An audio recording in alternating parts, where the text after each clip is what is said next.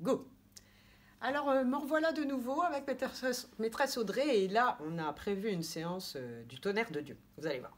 Parce que dans cette séance, en même temps, vous allez apprendre à parler, à lire, à écrire, à compter, à faire de la musique et du dessin. Alors attention, hein. Attention les doigts, j'espère que vous êtes prêts parce que là, c'est vraiment du lourd, quoi. Donc, on va revenir sur l'image. On serait en classe, on vous demanderait, bon alors, qu'est-ce qu'on voit sur cette image? Et on vous laisserait un tout petit moment pour chercher, alors je laisse un tout petit moment pour chercher. Bon d'accord, ok, on voit des coccinelles, oui, bah, vous voyez toujours les petites choses en premier, de toute façon, hein, ça c'est clair. Les coccinelles, oui. Le papillon, oui, bah, c'est bientôt le printemps, il paraît. Une poule, ah quand même, oui, une poule qui a deux pattes, oui, effectivement, elle a deux pattes.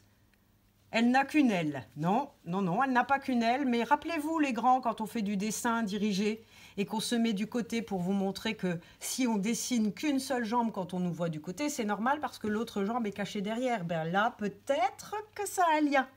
Donc en fait, l'autre, elle, est cachée derrière. Et la poule est en train de manger. Alors qu'est-ce qu'elle est en train de manger, d'après vous? Du pain. Oui, du pain. Effectivement, on voit une baguette qui est striée là pour pouvoir permettre au levain de faire gonfler la pâte. Et puis, il y a des petites confettis. Non, ce ne sont pas des petites confettis.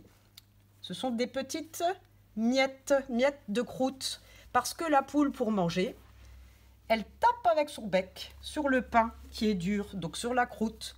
Et quand une poule tape avec son bec, comment s'appelle la manière de manger de la poule qui tape avec son bec? Elle picore. Eh oui, elle picore. On appelle ça picorer. Et quand vous étiez tout petit, eh bien, papa et maman, papy et mamie ou la nounou vous ont appris une petite comptine. Et on va revenir sur cette petite comptine parce que maintenant que vous grandissez, on peut déjà mieux la comprendre, mieux la dire, mieux la lire et mieux l'accompagner avec des percussions. Parce que finalement, quand papa et maman vous ont appris à percussionner avec votre index au creux de la main qui s'appelle la paume, en fait, vous appreniez déjà à faire des percussions corporelles. Parce qu'avec la pulpe de l'index qui tape dans la paume, ça fait comme une petite caisse de résonance, comme dans ma grosse guitare de ce matin. Et on entend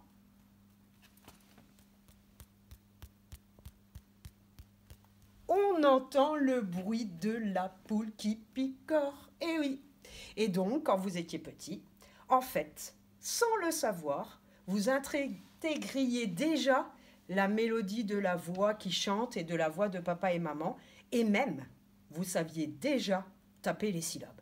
Mais si, mais bien sûr que vous saviez déjà taper les syllabes. Et une poule sur un mur qui picorait du pain dur. Picoti, picota, lève la queue et puis s'en va. Là-haut, là-haut, là-haut, là-haut. Eh oui, en fait, vous saviez déjà taper les syllabes. Alors que quand on reparle de syllabes, c'est un petit peu difficile. Alors qu'il suffit de se rappeler de notre petite poule. Alors musique, instant musique. Moi, j'ai pris un instrument. Et oui, ce ne sont pas deux bâtons. On le sait, nous. Ce sont des claves. Et oui, ce sont des claves. Et elles se tiennent au creux de la main, comme ceci, pour qu'il y ait une caisse de résonance où le son va tourner pour résonner et pour qu'on l'entende bien et que ça fasse un joli son. Alors que si on le tient comme ça, pas de caisse de résonance, c'est moche. Donc, on tient bien nos claves. Et quand on tape, on peut percussionner comme avec son index. Une poule sur un mur qui picorait du pain dur. Picoti, picota, lève la queue et puis s'en va. Alors, bien sûr, vous n'avez pas de clave à la maison. Bien sûr, vous n'allez pas demander à papa de tronçonner le manche à balai de maman. Quoique, ça pourrait être une très bonne idée pour avoir des claves. Et dans un manche à balai, si vous avez des frères et sœurs, je suis sûre qu'il peut faire au moins 3 paires de claves. Bon, ça, c'est entre nous. Si vous n'avez pas de manche à balai à tronçonner, si papa ne veut pas ou maman veut faire le balai à tout prix, alors on peut faire ça aussi avec 2 crayons de couleur, 2 cuillères à café. Bon, ça fera plus de bruit, bien sûr. Mieux encore pour le bruit, une casserole et une cuillère à café. Trop bien ça, ça fera presque batterie. Je suis sûre que vous aurez des idées pour faire du bruit. Des baguettes de Chine. Pour des baguettes du restaurant chinois, bien sûr, on en a parlé en plus à l'école. Heureusement que maîtresse Audrey est là pour me rappeler les choses. Alors, en tout cas, charge à vous de trouver quelque chose qui pourra faire de belles percussions. Et si vraiment vous n'avez pas le droit de prendre des objets, très bien, on tapait avec l'index sur la paume quand on était petit, parce qu'on était bien gentil. Mais là maintenant, on peut très bien taper avec la main sur la cuisse, on peut très bien taper avec les mains sur les fesses, ou bien sur le ventre, qui résonne. Et quoi que, ce matin je faisais régime, hein. J'ai pris qu'une pomme, donc c'était pas mal. Donc je vous propose un petit moment musical. On va chanter dans notre tête une poule sur un mur et on va frapper sur nos claves ou sur notre corps ou sur notre casserole ou sur notre poubelle ou je ne sais pas, sur les coussins du canapé, ça pourrait être sympa aussi. Ou avec les pieds sur les coussins du canapé, ça peut être super rigolo ça. Et en tout cas, on chante la chanson dans notre tête et on tape en même temps que moi la percussion. Ça veut dire que je ne chante pas, je fais que taper la pulsation.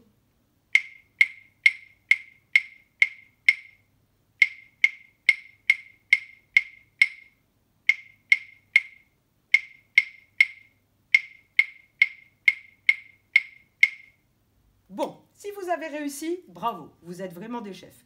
Si vous n'avez pas encore réussi, eh bien, il suffira encore et encore de remettre cette vidéo. Après tout, ça me fera des vues, ça me fera plaisir.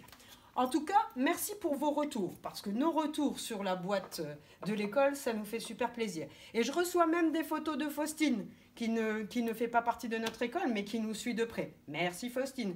Et je compte encore en recevoir d'enfants de soignants de Nancy, parce que tout à l'heure, il y a une soignante de Nancy qui m'a appelé pour avoir ma chaîne YouTube. Donc c'est super. Et puis, si je monte à 100 abonnés, j'ai un pari avec ma belle-fille pour qu'elle revienne à la maison.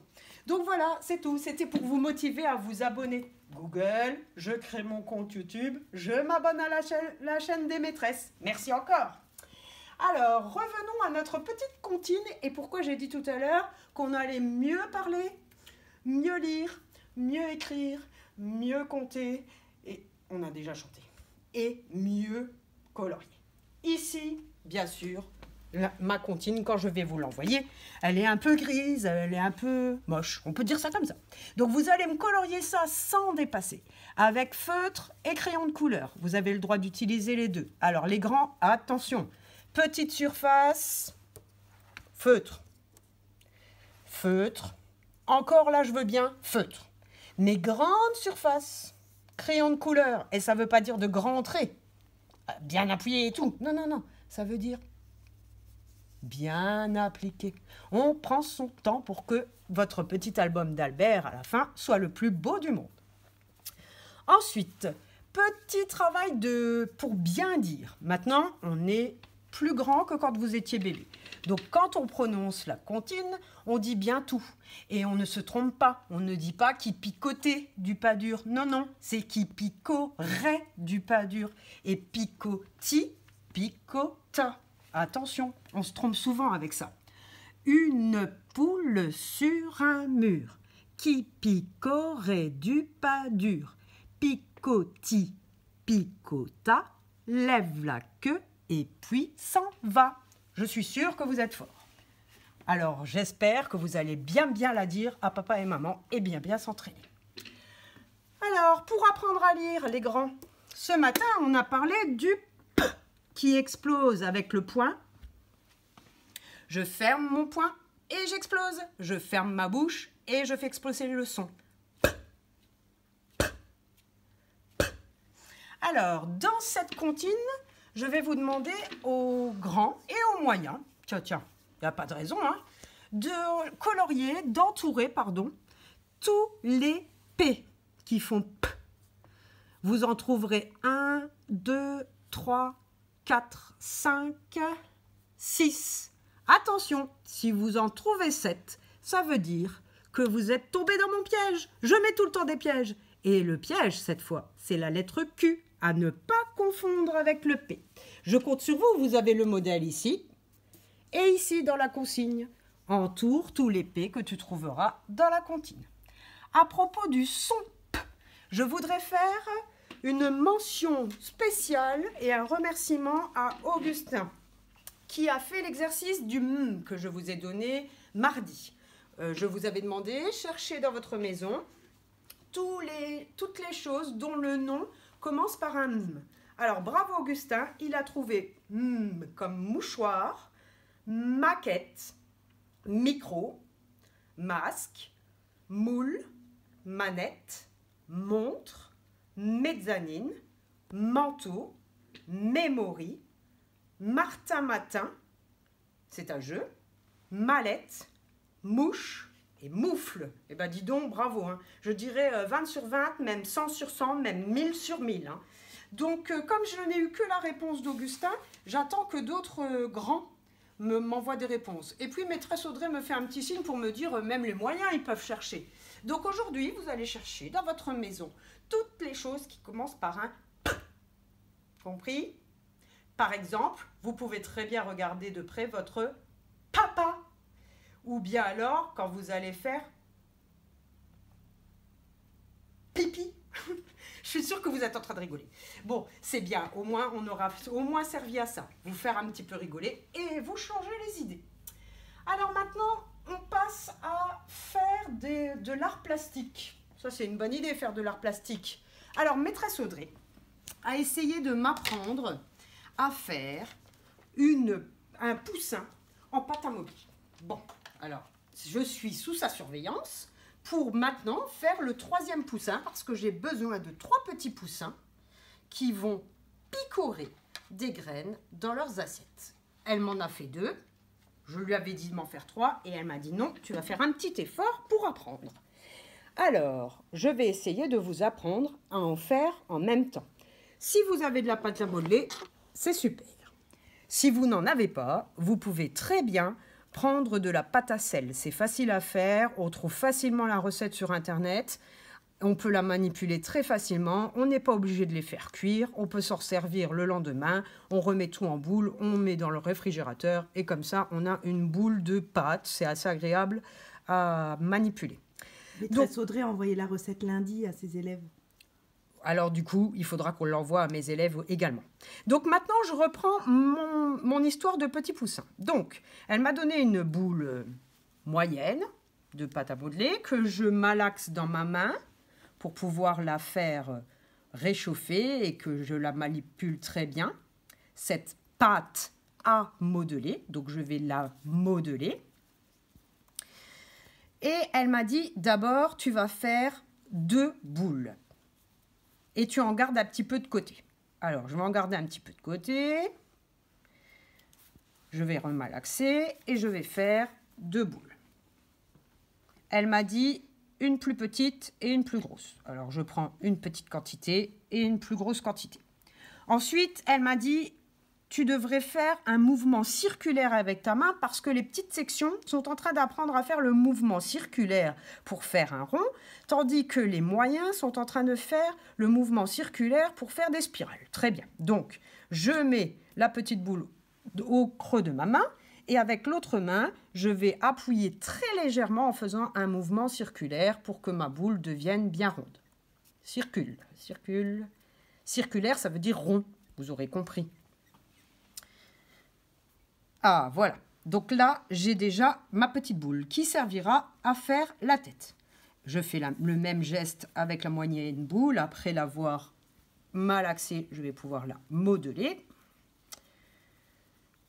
Je la place au creux de ma main et je fais un mouvement circulaire. Je fais doucement pour que vous le voyez bien et plus vite. Voilà, le corps, la tête. Ensuite, avec ce qui reste, je dois le partager en 2 et prendre un tout petit morceau vraiment petit. En 3. Alors, les 2 là, c'est pour faire encore une fois des petites boules. Bah oui, c'est normal, on travaille le mouvement circulaire. Hein. Quand on travaille le mouvement circulaire, on travaille le mouvement circulaire. Je mets au milieu de ma main et je fais un mouvement circulaire avec la main du dessus jusqu'à ce qu'elle soit bien. Voilà, elle est très belle, je suis très contente. Je fais l'autre.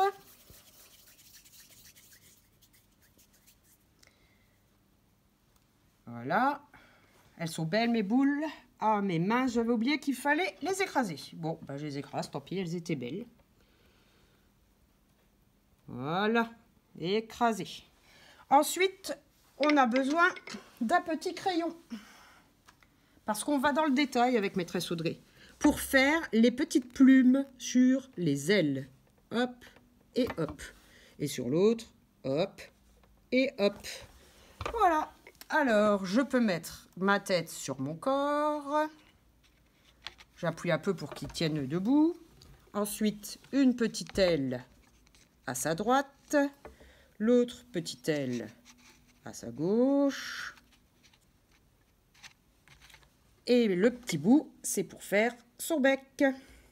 Une petite boule en faisant un mouvement circulaire avec la pulpe de l'index. C'est plus difficile. Il ne faut pas appuyer en même temps, sinon ça fait une crêpe. Si on veut faire une boule. Et ensuite, d'un côté, je fais comme un petit boudin pour faire un petit peu plus pointu pour le bec. Et je lui colle sur sa tête. Voilà. Oh mince, il ne voit rien. Alors, je vais lui faire 2 yeux. Et je tourne un peu. 2. Voilà. Maintenant, il a des yeux, il peut picorer et il a des ailes pour voler. Bon, si on prend une vue d'ensemble des 3, on sent que Maîtresse Audrey a vraiment plus d'expérience que Maîtresse Christelle sur la fabrication du poussin en pâte à modeler. Il n'y a pas photo, hein, c'est voilà. Bah, disons que le mien a un petit peu plus de mal dans la vie, mais vous allez voir, c'est pas grave, il va s'en sortir. Donc notre exercice est prêt pour faire un nouvel exercice de mathématiques. Et oui, je vous avais promis apprendre à parler, apprendre à lire, apprendre à modeler, j'avais oublié, apprendre à colorier, et maintenant apprendre à écrire. Et oui, on va écrire avec des poussins qui picorent et à construire le nombre. Alors, pourquoi ? Parce que je vous ai préparé un petit jeu avec une mangeoire, un mangeoire de maman poule qui a un poussin et encore un poussin et encore un poussin. Ça fait 3 poussins. Ça, c'est pour les petits. Révision pour les petits. Un poussin et un poussin et un poussin. 3 poussins. Alors maintenant, ces 3 poussins doivent avoir la même quantité de nourriture. Ça, c'est plutôt pour les moyens et pour les grands. On doit faire un partage de la nourriture qu'on va mettre dans la grande mangeoire entre les 3 poussins. On va faire une distribution. Ça veut dire on va distribuer la nourriture qu'on va mettre dans la mangeoire pour nourrir chacun des petits poussins dans les assiettes de la dînette. Alors, pour la nourriture, désolé, mais je n'ai pas de graines pour poussins dans l'école. Vous n'en avez non plus pas dans votre maison, hein, donc ça tombe bien. J'ai cherché ce qu'on pourrait faire semblant, qui était de la nourriture de poussins. J'ai trouvé des grains de café. J'ai trouvé des petites pâtes comme des coquillettes. Voilà. Et j'ai trouvé des lentilles. Et voilà.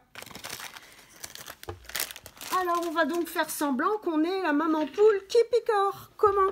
Eh bien, dans la trousse de maquillage de maman ou dans la trousse de toilette de maman, vous allez peut-être trouver une petite pince comme ça, qui s'appelle une pince à épiler. Dans le pot des ustensiles de la cuisine, vous allez peut-être trouver une grande pince comme ça, qui s'appelle la pince à barbecue, dont papa se sert plus souvent. C'est normal pour le barbecue, c'est les hommes qui gèrent la cuisson et les femmes tout le reste. Et dans vos jouets, dans votre mallette de docteur, vous allez peut-être trouver une belle pince comme ça, peut-être. Ou bien, s'il y a des enfants dont les papas ou les mamans sont justement des soignants, vous allez pouvoir trouver dans les kits stériles des pinces à épiler, vertes, qui sont légèrement plus petites que celles-ci, qui sont entre ce format et ce format. Donc tout ce que vous pouvez trouver comme pince, c'est ce qu'on va travailler maintenant. Alors, pourquoi on a choisi des pinces plutôt qu'autre chose? Déjà parce que ça fait le geste de picorer. Et oui.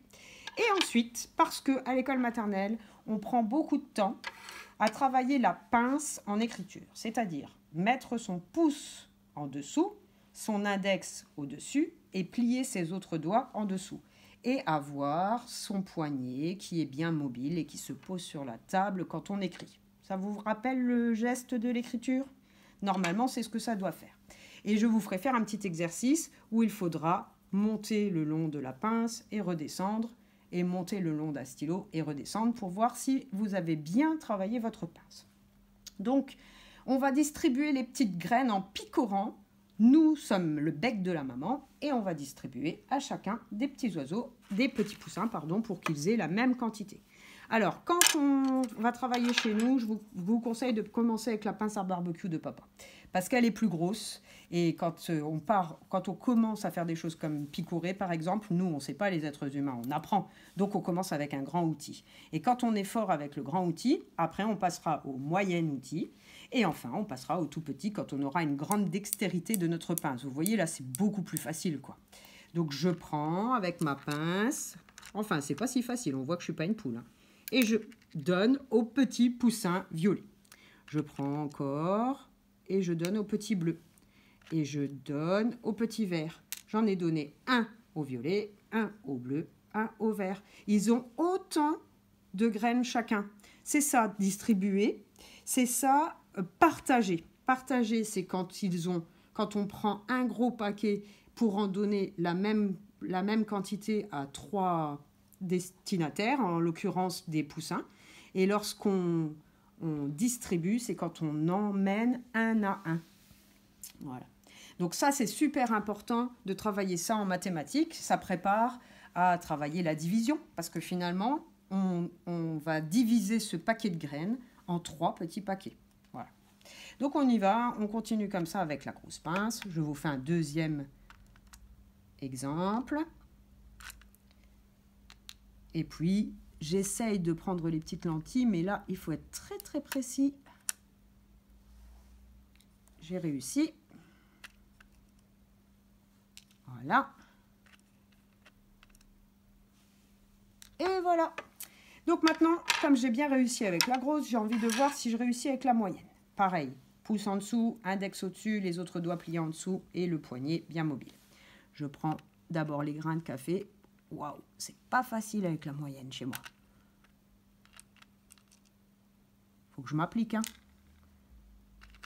Une pour le violet, une pour le bleu. Et... oh mince. Elle saute. Et une pour le vert. Une autre pour le violet. Une autre pour le bleu. Et une autre pour le vert. Vous avez vu que quand je fais tomber à côté, je ne ramasse pas avec mes doigts. Obligée de ramasser avec mon bec. Parce qu'une poule, ça n'a pas de doigts. Et maintenant, j'essaye avec la toute petite pince que j'ai trouvée dans ma trousse de maquillage. Alors là, ça va être bien difficile. Je le sens. Oh. Eh ben, c'est pas facile d'être une poule, hein, moi je vous le dis. Un. Oh, bah, j'arrive pas à prendre les gros. Ah si, ça y est. 2. Et 3. 1. Oh, j'arrive pas à le lâcher. Et encore 1. Enfin, encore 1. Je vais vite là. Ah voilà. Ah, maline la poule. Oh, mince, il est parti. Bon, bah je leur donne un autre. Tant pis. C'est comme ça les poules quand ça tape sur les cailloux. Des fois, il y a les graines qui partent. C'est la vie. Je picore. Ça saute. Je galère, hein. Voilà. Et un troisième. Oh. Définitivement, je peux vous dire, c'est avec la pince la plus grosse que c'est le plus facile. Mais c'est comme ça, justement. D'abord, en écriture, on fait des grands traits. Après, on fait des traits de plus en plus petits. Et quand on est adulte, on sait écrire tout petit entre les lignes. C'est parce qu'on s'est amélioré avec notre pince. Voilà. Donc, je ne termine pas l'exercice. C'est vous qui le terminerez. vous avez compris que c'est facile de faire un exercice comme ça. Et après, si on est inspiré avec maîtresse Audrey, on pourra faire une feuille d'exercice. Mais c'est quand même toujours mieux de faire en construisant ses petits poussins, en allant chercher ses assiettes dans la dinette, en demandant à maman quelques pâtes ou quelques lentilles, et puis des pinces qu'on va un petit peu chercher partout. À bientôt pour salle de jeu, je crois. Salut!